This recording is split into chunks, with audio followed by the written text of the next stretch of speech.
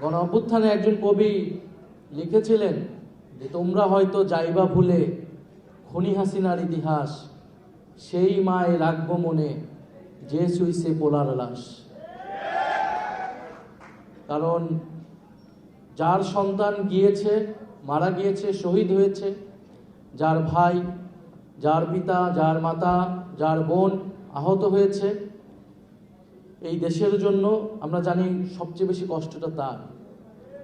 এবং গণ অভ্যুত্থানে মানুষ সেই ৩ তারিখে চূড়ান্ত ঘোষণা দিয়েছিল। সেই ঘোষণাটা ছিল ফ্যাসিবাদী ব্যবস্থার বিলোপ এবং একটি নতুন বন্দোবস্ত তৈরি করা। এটা অনেকে ভুলে যায় যে আমরা কেবল শেখ হাসিনার পদত্যাগ ঘোষণা করি নাই, অনেকেই শেখ হাসিনার পদত্যাগ ঘোষণা করেছিল, আরো আগের থেকে ঘোষণা করে আসছিল। কিন্তু আমাদের ঘোষণাটা ছিল শেখ হাসিনার পতন এবং এই যে ফ্যাসিবাদী ব্যবস্থা, যেই ব্যবস্থার মধ্যে দিয়ে এই গুম, খুন, গণহত্যা এবং অর্থনৈতিক লুটপাট, দুর্নীতি হয়েছে, এই পুরো রাষ্ট্র কাঠামোটার পরিবর্তন, এমন একটা বন্দোবস্ত তৈরি করা যেখানে ফ্যাসিবাদ এবং স্বৈরতন্ত্র, স্বৈরাচার আর কখনোই ফিরে আসতে পারবে না। কিন্তু কারো কারো দাবি ছিল শুধু শেখ হাসিনার পদত্যাগ এবং সেই পদে নিজেদেরকে আসীন করা। আজকে তারা সেই ক্ষমতায় আসীন আছে। ফলে এক দফার আংশিক দাবি অর্জিত হয়েছে, পুরোটা দাবি অর্জিত হয়নি। এবং এই পুরোটা দাবি অর্জিত না হওয়ার পিছনে দুঃখজনকভাবে যারা আমাদের সেই সময় সাথে ছিল তারাই সবচেয়ে বেশি বিরোধিতা করেছে।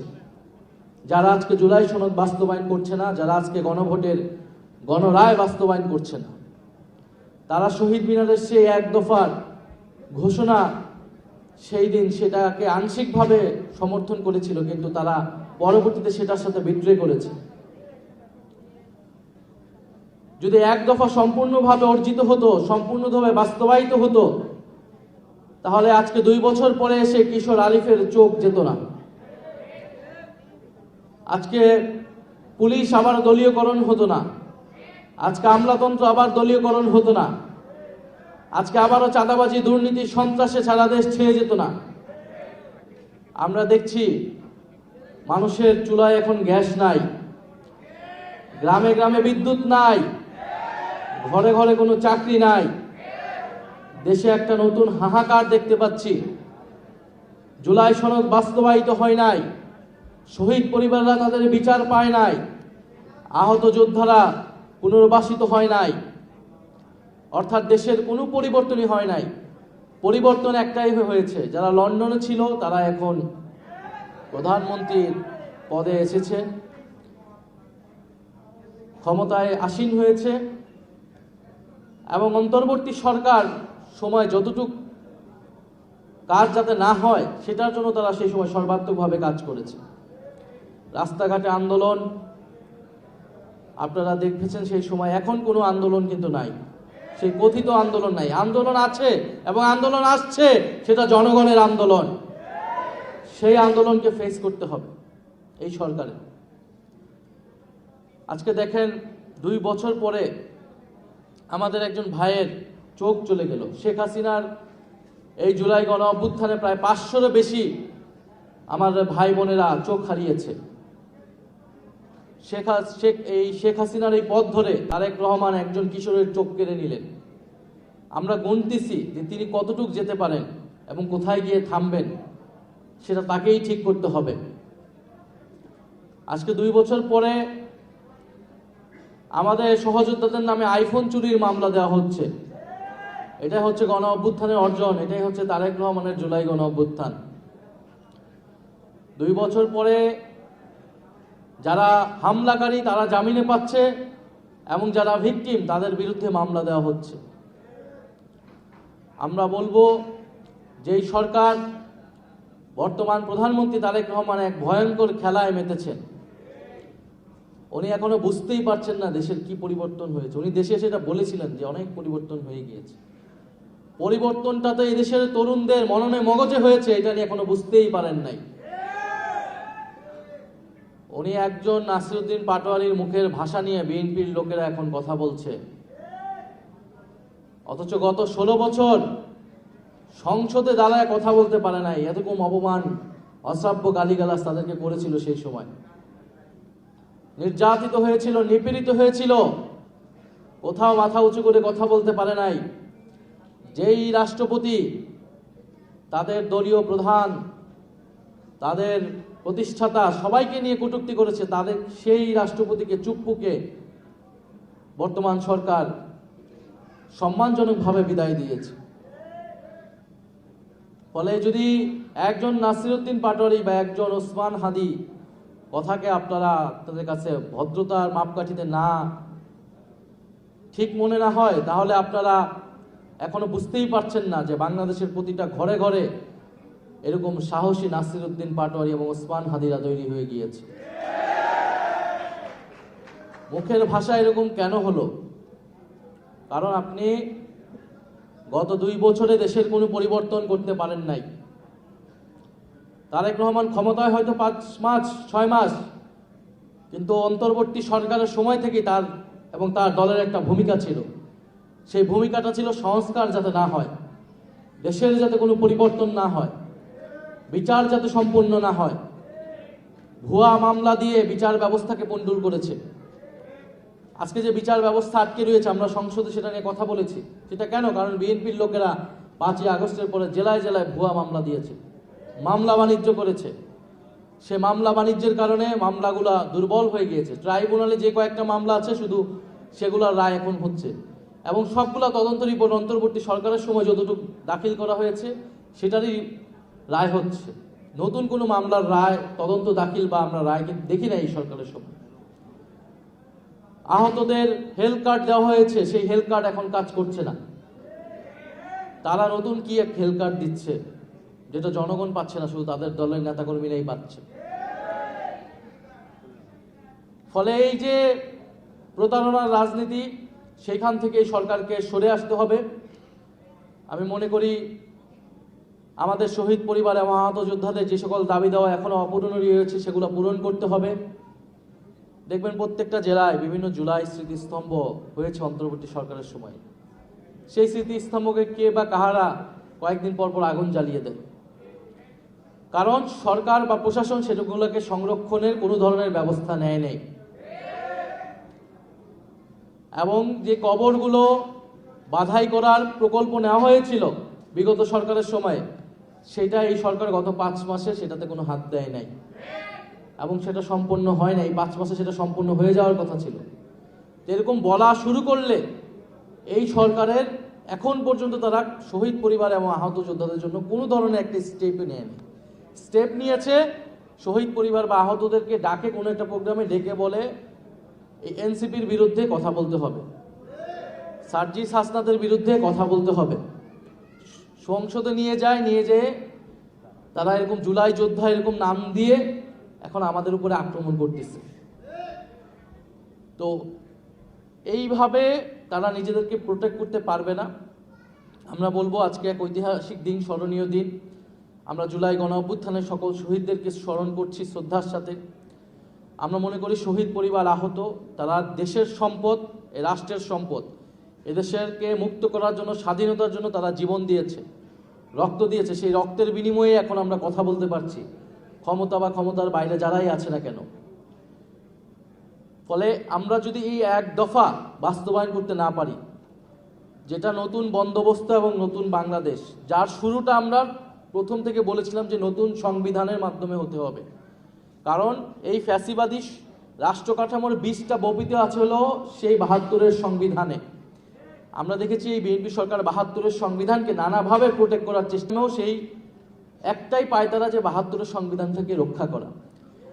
সংস্কারের জায়গায় এসেছিল একটা মধ্যপন্থার বা একটা কম্প্রোমাইজের জায়গায়, সেই সংস্কারও তারা বাদ দিয়ে দিয়েছে।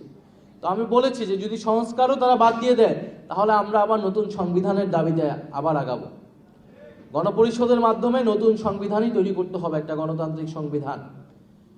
কারণ পুরনো বন্দোবস্তের যদি আমলাতন্ত্র থেকে যায়, মিডিয়া ব্যবস্থা থেকে যায়, পুরনো বন্দোবস্তের যদি ব্যবসায়ীদের যেই টাকা পাচারকারী ব্যবসায়ীরা যদি থেকে যায়, দুর্নীতি যদি থেকে যায়, তাহলে দেশের কোনো পরিবর্তন সম্ভব না। এবং তাদের মহাসচিব তিনি নিজেই স্বীকার করেছেন যে 5 মাসে কোনো পরিবর্তন হয় নাই।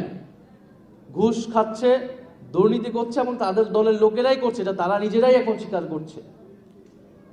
এবং তারেক রহমান ভালো, উনি সর্বাত্মক চেষ্টা করছে। এই ধরনের গল্প আমরা আগে শেখ হাসিনার সময়ও শুনেছি। শেখ হাসিনা ভালো, তাকে ভুল বোঝানো হচ্ছে আর বাকি সবাই খারাপ। উনি সৎ, উনি তাহাজ্জুদের নামাজ পড়েন, উনি 18 ঘন্টা করে পরিশ্রম করেন দেশের জন্য। একই ধরনের বক্তব্য, শুধু মুখ পাল্টিয়েছে এবং দেশের পরিস্থিতিও একই দিকেই যাচ্ছে। তো আমরা বলবো যে আমাদের উপরে হামলা মামলা করে আপনারা দেশের এই পরিস্থিতি বা আপনাদের নিজেদেরকে প্রোটেক্ট করতে পারবেন না। কারণ আমরা মনে করি বাংলাদেশের জনগণ 70% জনগণ রায় দিয়েছে এই গণভোটের পক্ষে, গণরায়ে হ্যাঁর পক্ষে। আপনারা আমরা সবাই, সকল শহীদ পরিবার কিন্তু এটার জন্য ক্যাম্পেইন করেছে, সকল আহত যোদ্ধারা কিন্তু এটা প্রচারণা করেছে। ফলে আমি মনে করি যে আমাদের সেই দায়িত্ব জনগণকে একটা বৈষম্যহীন দেশ, দুর্নীতিমুক্ত দেশ দিয়ে যাওয়া। এটাতেই শহীদদের আত্মা সবচেয়ে বেশি শান্তি পাবে। কারণ তারা দেশের পরিবর্তনের জন্য জীবন দিয়েছিল, কাউকে ক্ষমতায় এনে বসানোর জন্য জীবন দেয় নাই।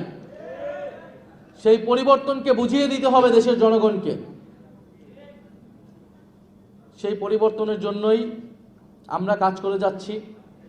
আমরা মনে করি যে সরকার যদি অচিরেই বিচার, জুলাই গণহত্যার বিচার, ওসমান হাদি হত্যার বিচার এবং বিগত গুম খুনের বিচার, সেই বিচার যদি সম্পন্ন করতে না পারে অনতিবিলম্বে, এবং তাদের রোডম্যাপ ঘোষণা করতে হবে যে কিভাবে তারা বিচার করবে, কতদিনে করবে, এবং যে সংস্কার, সেই সংস্কার তাদেরকে বাস্তবায়ন করতে হবে। অন্যথা যে আন্দোলন আমরা চালু রেখেছি, শুরু করেছি, সে আন্দোলন আরও তীব্র থেকে তীব্রতর হবে। এনসিপি এবং সমমনা যে শক্তিগুলো রয়েছে, আমরা ঐক্যবদ্ধভাবে এই সরকারকে বাধ্য করব জুলাই সনদ বাস্তবায়ন গণভোটের গণরায়ের আলোকেই বাস্তবায়ন করতে হবে এবং জুলাই গণহত্যার বিচার নিশ্চিত করতে হবে। আর যদি শেখ হাসিনা ডিসেম্বরে আসে, সেই ডিসেম্বরে আসার জন্য যে ব্যবস্থা তারেক রহমান করে দেয়, তাহলে সেটার জন্য আপনারা প্রস্তুত আছেন তো? ইনশাল্লাহ আমরা সবাই সেটার জন্য প্রস্তুত আছি। ফাঁসির মঞ্চে, এয়ারপোর্ট থেকে সরাসরি ফাঁসির মঞ্চে কোনো কথা হবে না। পুরো বাংলাদেশের জনগণ, 1400 শহীদ পরিবার, 30,000 আহত, লক্ষ কোটি ছাত্র জনতা সেদিন থাকবে বাংলাদেশের রাজপথে, ঢাকার রাজপথে, সরাসরি ফাঁসির মঞ্চে নিয়ে যাবে। ফাঁসি কার্যকর না হওয়া পর্যন্ত রাজপথ থেকে ঘরে ফিরবো না আমরা। যদি এই পরিস্থিতি তারেক রহমান দেখতে চায়, দিল্লির সাথে সমঝোতা করে, তাহলে তাই করুক, আমরা সেটার জন্য প্রস্তুত আছি। এবং তারেক রহমানকে বলবো আপনি তাকে নিয়ে আসার ব্যবস্থা করুন। আওয়ামী লীগের পুনর্বাসনের কথা আপনারা এটা একবার করে দেখেন। আপনাদের যদি হিম্মত থাকে, আওয়ামী লীগের পুনর্বাসন করে বাংলাদেশের রাজনীতি করবে, এই পরিকল্পনা যদি কারো থাকে, তার যদি হিম্মত থাকে, সাহস থাকলে সেটা সে করে দেখাক। যে আওয়ামী লীগের বিরুদ্ধে বাংলাদেশের জনগণ 5ই আগস্ট ঘোষণা দিয়েছে যে মুজিবের মূর্তি ভেঙে মুজিববাদের নিশ্চিহ্ন ঘোষণা করেছে এই দেশের জনগণ, এমনি এমনি না, রক্ত দিয়ে এই অর্জন আমরা পেয়েছি। এখন আমাদেরকে বিভিন্ন পত্রিকার মাধ্যমে বিভিন্ন এটা সেটা বিভিন্ন টাকা খেয়ে জুলাইয়ের ইতিহাস বিকৃত করবে, জুলাইকে ভুলিয়ে দিবে। এত সহজ যদি হতো তাহলে তারা কতটুকু করতে পারে সেটা বাংলাদেশের জনগণ দেখে নেবে। আজকে 3রা আগস্ট আমাদের জাতীয় ঐক্যের দিন, আমরা জাতীয় ঐক্য ধরে রাখতে চাই। 3রা আগস্ট বা 5ই আগস্ট পর্যন্ত জাতীয় ঐক্যের ভিত্তি ছিল শেখ হাসিনার বিতাড়ন। 5ই আগস্টের পরে জাতীয় ঐক্যের ভিত্তি হয়েছে নতুন বন্দোবস্ত এবং ফ্যাসিবাদী ব্যবস্থার বিলোপ এবং বিচার। এর ভিত্তিতে আমরা ঐক্যবদ্ধ হব। যদি তারেক রহমান বিচার করতে পারে, যদি সংস্কার বাস্তবায়ন করতে পারে, আমরা অবশ্যই ঐক্যবদ্ধ হব। ফ্যাসিবাদকে রোধ করার প্রশ্নে আমরা ঐক্যবদ্ধ হব।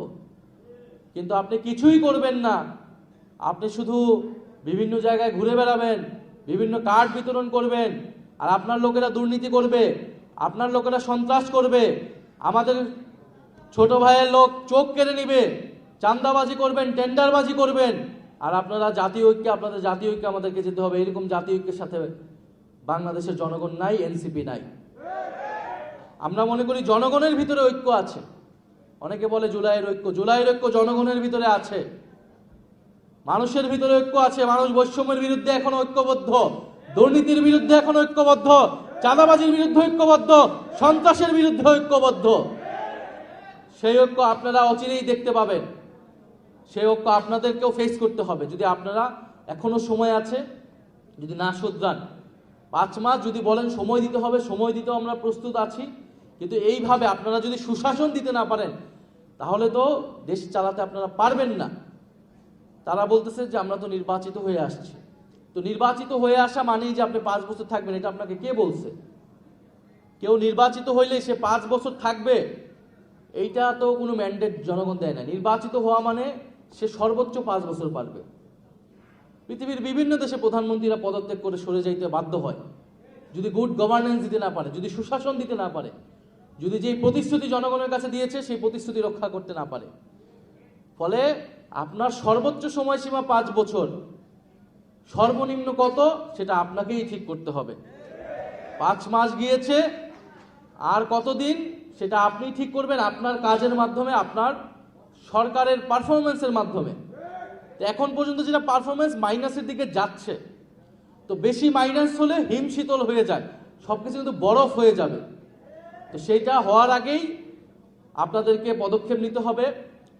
প্রিয় শহীদ পরিবারবৃন্দ, আমি জানি আপনাদের অনেক অভিযোগ আমাদের প্রতি আছে, আহতদের অনেক অভিযোগ আমাদের প্রতি আছে, কিন্তু আমরা সর্বাত্মকভাবে চেষ্টা করে যাচ্ছি। এখনো 5ই আগস্টের পর থেকে আমরা সর্বাত্মকভাবে চেষ্টা করেছি আপনাদের জন্য কাজ করার, এদেশের জন্য কাজ করার। কারণ আমরা বিশ্বাস করি আমরা আপনাদের সন্তান। আজকে আপনার সন্তানের জায়গায় আমি থাকতে পারতাম, আমাদের যে কোনো সমন্বয়ক সহযোদ্ধা থাকতে পারত, আমার মা এখানে বসে থাকতে পারতেন। ফলে আপনাদের সেই ব্যথা কিছুটা হলেও আমরা বোঝার চেষ্টা করি। তো আপনারা আমাদের জন্য দোয়া রাখবেন, আমাদেরকে সাহস দিবেন। আমরা যদি 10 জন হই, 10 জনই আমরা অন্যায়ের বিরুদ্ধে দাঁড়াবো। নতুন কোনো ফ্যাসিবাদ স্বৈরতন্ত্র বাংলাদেশে হতে দিব না। এটা আমাদের 3 তারিখের শহীদ মিনারের ঘোষণা ছিল। ক্ষমতায় যাওয়ার জন্য আমরা আন্দোলন করি নাই, ক্ষমতায় আমাদেরকে পরিস্থিতির কারণে যেতে হয়েছিল। কিন্তু আপনারা বিএনপি সরকার সংস্কার না করে নির্বাচনের চাপ দিয়ে আজকে দেশে তারা ক্ষমতা এসেছে, তা আপনারা ক্ষমতা চালান। কিন্তু আমরা কোনো স্বৈরতন্ত্র, কোনো দুর্নীতিতন্ত্র, কোনো বৈষম্য আমরা এই বাংলাদেশে হতে দেব না। তো সেটার জন্য আমাদের প্রস্তুতি আছে, আমরা কাজ করব ইনশাল্লাহ। প্রিয় শহীদ পরিবারবৃন্দ এবং আহত যোদ্ধাবৃন্দ, আপনারাও ঐক্যবদ্ধ হবেন, আপনাদের জায়গা থেকে কথা বলবেন এবং আপনারা কোনো ভয় পাবেন না। এই দেশের, মনে রাখবেন, এই দেশের আপনারা সম্পদ। আপনাদের সন্তানরা আপনাদের অঙ্গহানির বিনিময়ে এই দেশ স্বাধীন হয়েছে। যদি আপনাদের সামনে বড় বড়কে কথা বলার চেষ্টা করে, আপনারা তাদেরকে শুনিয়ে দিবেন যে আপনাদের সন্তান, আপনাদের কতটা স্যাক্রিফাইস এখানে এসেছে। যারা প্রোপাগান্ডা করছে জুলাই গণ অভ্যুত্থানের বিরুদ্ধে, আপনাদের বিরুদ্ধে, এই প্রোপাগান্ডা টিকবে না। আমরা জানি এগুলো কারা করছে, আমরা শুধু ধৈর্য ধরে আছি। কারণ আমরা সেই ফ্যাসিস্টদের মতো না, আমরা আইনের শাসনে বিশ্বাস করি। আমরা এই জন্য আইন হাতে তুলে নেই না। কিন্তু আমাদের প্রতিরোধ সেটা 5ই আগস্ট পর্যন্ত আমরা দেখিয়েছি, প্রয়োজনে আবারও দেখাবো। ফলে সারা বাংলাদেশের জুলাই গণ অভ্যুত্থান সম্পর্কিত শহীদ পরিবার, আহত যোদ্ধা এবং বৈষম্য বিরোধী জুলাইয়ের কারণে যদি তাদের গায়ে কোনো হাত দেওয়া হয়, তাদেরকে কোনো ধরনের কটূক্তি করা হয়, এর পরিণতি ভালো হবে না। শুধু এটুকুই বলে দিলাম। যারা এটা করছে, সে যেই দলেরই হোক না কেন, যেই মিডিয়া হোক না কেন, আমরা সেটা নজরে রাখছি। ইনশাল্লাহ সময়ই সবকিছুর জবাব দিবে। ইনকিলাব জিন্দাবাদ। আসসালামু আলাইকুম।